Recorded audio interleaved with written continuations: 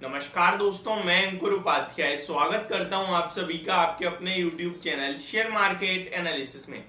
दोस्तों, result season कहीं ना कहीं पूरी तरीके से स्टार्ट हो चुका है और अगले हफ्ते से तो आपके लिए एक एक दिन में 10-10 रिजल्ट्स आना भी स्टार्ट हो जाएंगे। बट अभी मैं आप सभी के साथ बात करूं तो आईसीआईसीआई लोम्बार्ड अपने रिजल्ट्स पे काफी ज्यादा नेगेटिव रिएक्शन देता हुआ दिखा। ऑलमोस्ट 5% स्टॉक टूट गया आज के सेशन में। टाटा कम्युनिकेशन के अभी अभी क्वार्टरली नंबर्स आते हुए दिखे हैं। कंपनी ने एक बड़ा डिविडेंड भी अनाउंस करा है, उसके बारे में भी शेयर करेंगे। बालकृष्णा इंडस्ट्रीज के स्टॉक में आज लगभग 5% की गिरावट देखी। टायर स्टॉक्स कल बढ़िया मूव दे रहे थे एंड आज एकदम अपोजिट मूव आता हुआ दिखा है। ग्लैंड फार्मा में आज शानदार तूफानी तेजी देखने को मिली है। क्या यहाँ पे खरीदारी करने का मौका है, इसके बारे में समझेंगे। एंड सेफलर इंडिया कल एक रिजल्ट्स के बाद इसमें आज फॉलो ऑन गिरावट देखने को मिली है। तो स्टार्ट करते हैं बिना किसी देरी के, इन स्टॉक्स के ऊपर बात करते हैं। सबसे पहले बात करते हैं आईसीआईसीआई लोम्बार्ड के बारे में। तो देखते हैं इस स्टॉक में जो गिरावट है, भी कितनी गिरावट और हो सकती है, कहां पे स्टॉक में सपोर्ट निकल के आ रहा है, इसके बारे में समझने की कोशिश करते हैं। 1076 रुपीज के लेवल्स पे स्टॉक क्लोजिंग देता हुआ दिखाया। लगभग 54 रुपीज की गिरावट थी आज के सेशन में। अगर स्टॉक का चार्ट देखें तो ऑलमोस्ट इन्हीं लेवल्स के पास स्टॉक में एक सपोर्ट है, एक महीने का बेस है अराउंड इन्हीं लेवल्स के पास। उससे बड़ा चार्ट करूंगा मैं अगर 3 महीने का, तो मुझे दिखेगा कंटिन्यू गिर ही रहा है स्टॉक वन साइडेड। और लगभग 1300 रुपए से गिरावट स्टार्ट हुई है स्टॉक में, जहां पे लो लगाया 1060 के समथिंग का, जो कि इसका 52 वीक लो भी ऑलमोस्ट है 1049 का।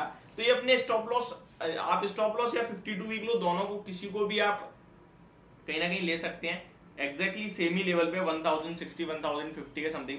तो जिनके पास है वो 1060 से 50 के बीच में एक स्टॉप लॉस रखें और बने रहे इस स्टॉक में। एंड फ्रेश एंट्री अभी बिल्कुल अवॉइड करें, बिल्कुल भी ना लें यहाँ पे। मुझे लगता है अभी टेक्निकली कुछ शानदार या फिर कुछ बड़े ब्रेकआउट नहीं हुए, तो पहले होने देते हैं, उसके बाद खरीदने के मौके ढूंढेंगे।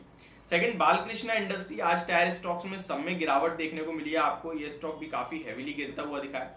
लगभग 2023 के लेवल्स पे आ गया स्टॉक में। बढ़िया तेजी बनी थी, अराउंड नीचे से देखें तो 1800 1850 रुपए से बढ़िया तेजी बनी।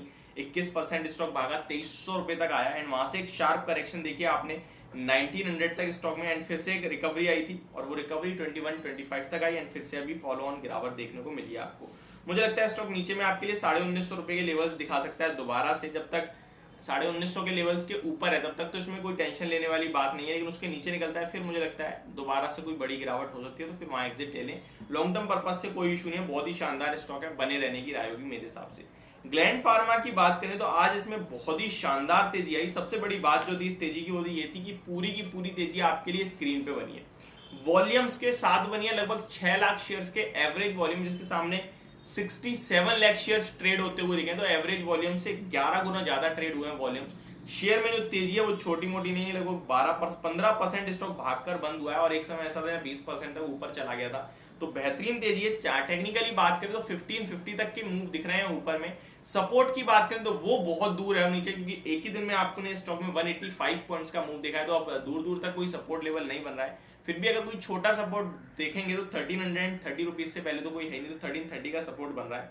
शेफलर इंडिया की बात करें, स्टॉक रिजल्ट्स के बाद कंटिन्यू गिरावट देता हुआ दिखाई। देखिए शानदार कंपनी है लॉन्ग टर्म पर्पज से। बस शॉर्ट टर्म की बात करें, मुझे लगता है अभी आपको अवॉइड करें, लिस्ट में ही रखनी चाहिए, क्योंकि नंबर्स के बाद गिरावट हो रही है इस स्टॉक में। अब आते हैं आज के क्वार्टरली, आज जिसके क्वार्टरली नंबर्स आए हैं टाटा कम्युनिकेशन, तो इसके रिजल्ट्स कैसे आए देख लेते हैं। चलिए एक बार, सबसे पहले तो कंपनी ने 21 रुपए पर शेयर का डिविडेंड अनाउंस करा है, तो ये बहुत अच्छी बात है। लगभग 1100-1200 रुपए का शेयर, तो ऑलमोस्ट 1.5% से ज्यादा का डिविडेंड हो गया, तो बढ़िया डिविडेंड दिया है कंपनी ने। रिजल्ट्स की बात करें तो क्वार्टर 4 का नेट प्रॉफिट कंपनी ने अराउंड 394 करोड़ के सामने 326 करोड़ का प्रॉफिट पोस्ट करा है क्वार्टर ऑन क्वार्टर बेस पे, यानी quarter on quarter profit dip होता हुआ दिखा है। ईयर ऑन ईयर बेस पे देखें तो वो भी 365 करोड़ के सामने 326 करोड़ पे आया, तो ईयर ऑन ईयर बेसिस पे भी घटता हुआ दिखा है profit, quarter on quarter basis पे भी घटता हुआ दिखा है। तो प्रॉफिट दोनों जगह ही कहीं ना कहीं डिक्लाइन होता हुआ दिखा है। रेवेन्यू की बात करें तो लगभग कंपनी ने 4500 करोड़ का रेवेन्यू पोस्ट करा है, 4569 करोड़ का। अगर लास्ट ईयर देखें तो 4263 करोड़ का था, और क्वार्टर ऑन क्वार्टर देखोगे तो 4528 करोड़ का था। यानी कि रेवेन्यू दोनों ही जगह बढ़ा है, quarter on quarter year on year base पे, बट प्रॉफिट करा है, दैट मींस मार्जिन्स पे इंपैक्ट है कहीं ना कहीं।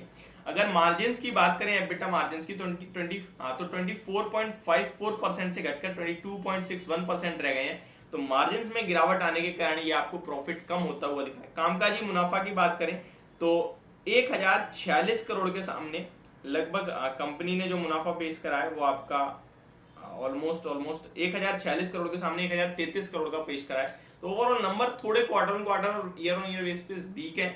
बाकी आप देख सकते हैं रिजल्ट्स आपके सामने, यहाँ पे डिविडेंड कंपनी ने 21 रुपए पर शेयर का दिया है। मुझे लगता है स्टॉक मे बी आपके लिए थोड़ा नेगेटिव साइड पे रिएक्ट कर सकता है। अगर पॉजिटिव जाता है तो आपको खुश नहीं होना है, और नेगेटिव जाता है तो दुखी नहीं होना है। नेगेटिव जाता है तो फिर आपको लेने के मौके ढूंढने, और पॉजिटिव जाता है तो अवॉइड लिस्ट में ही रखना है। इनफैक्ट स्टॉक अगर बड़े लेवल्स, बड़े चार्ट्स पे देखे 2 साल में, तो जो भी रिकवरी होती है बड़ी रिकवरी होती है, और हमेशा प्रीवियस रिकवरी से छोटी ही रह जाती है। तो ये थोड़ा सा नेगेटिव दिख रहा है मुझे। तो अभी थोड़ा वेट कर लें, स्टॉक अराउंड आपके लिए लगभग 1080 रुपए तक के इनमें नीचे में लेवल्स दिखा सकता है। तो ये थी मेरी वीडियो, होप आपको समझ और पसंद दोनों आई होगी। Thank you so much for watching this video. Have a great day guys.